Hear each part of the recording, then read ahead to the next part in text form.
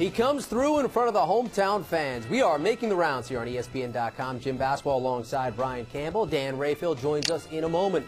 Terence Crawford overcame a slow start before finishing Yuriorkis Gamboa by way of a ninth-round knockout. It was Crawford's first defense of his lightweight title, and he did it in his own backyard of Omaha, Nebraska. Brian Crawford got off to the slow start, as I mentioned, but he managed to turn this fight around. How did he do it? Jim, he did it with championship-level poise because, look, like you said, he fell down 4 rounds to nothing in the beginning, had a real problem dealing with Gamboa's speed, but it was the adjustments he made and the way he stayed calm, switched to the southpaw stance, which for some fighters it would be a desperate move. For Crawford, it's something he's shown throughout his career that he's able to do. It allowed him to lead with that right hand, establish his power, just touch Gamboa, get that jab out there, close the distance, and from there, Jim, he relied on his technique. Eventually, he hurt Gamboa, started piling up some knockdowns, and we saw really a breakthrough performance. It's great to see when a fighter alters the game plan halfway through. ESPN boxing insider Dan Rafael, we're halfway through the year. Why is this your fight of the year thus far?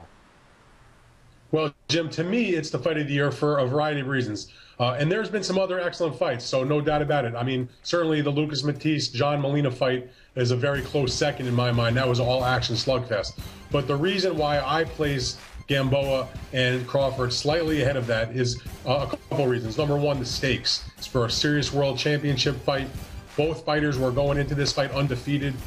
Certainly the atmosphere in Omaha with that raucous crowd that came through TV so incredibly well, of almost 11,000 people is a big part of it, whereas the other fight was on an undercard. And then you also have the skill level that both of these fighters possess. World-class, elite skill level from both of them. A back-and-forth kind of fight, change of momentum, multiple knockdowns, a definitive ending. To me, this fight had it all. I think right now, through the first half of the year, it's the fight of the year. That said, I think we'll probably be in for a situation where we'll be talking about another fight that surpasses it before this year is over with. Yeah, absolutely. You just saw the video of the 9th round there. That 9th round alone makes it the fight of the year because Gamboa had Crawford kind of out on his feet as well. Crawford has sustained a lot in the early stages of that 9th round. Gamboa showed the heart. He was willing to brawl. Again, you talked about it. First 4 rounds went his way. Why was he unable to sustain that early success? Well, you kind of mentioned it indirectly. He was willing to brawl. Ultimately, though, that became his undoing, Jim, because he was never able to make the secondary adjustments once Crawford made his own and started to really establish himself. You got to give Gamboa a lot of credit for showing heart, for showing that old exciting style. He really was the Gamboa of old in this situation. He wasn't the boring fighter from the last 2 fights. But while by being the Gamboa of old, he eventually got stopped. And the biggest underlying reason to me is that he's not a lightweight. I think he's at a weight that's over his head, Jim. In the end, he fought a bigger fighter with longer arms, was able to really overwhelm him in the end. Good point. Dan, what is the long-term potential for Crawford? Listen, this kid, the sky is the limit. He's 26 years old. He's undefeated. He's successfully defended his world title at home in front of a huge crowd. Has showed no problem of going on the road to a hostile turf when he won his world title in March over in Scotland against Ricky Burns.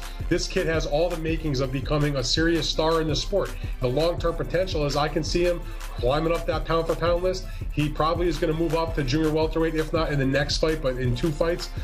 Top Ranks Bob Arum says they're going back to Omaha for his next fight before the end of this year. And then Bob, when I spoke to him after the fight on Saturday, he was very, very clear about what the ultimate goal is. We think we have a superstar here. We're not going to mess around. We're going to put him in the superstar kind of fights. And Bob said, without question, that means that an eventual fight with Manny Pacquiao, because Terence Crawford is a huge lightweight, he's going to eventually be a welterweight, and that's a fight that Bob would like to make. That's the long-term potential, is a fight against that caliber of opponent. It's great. Yeah, you just saw the video again. We showed it again.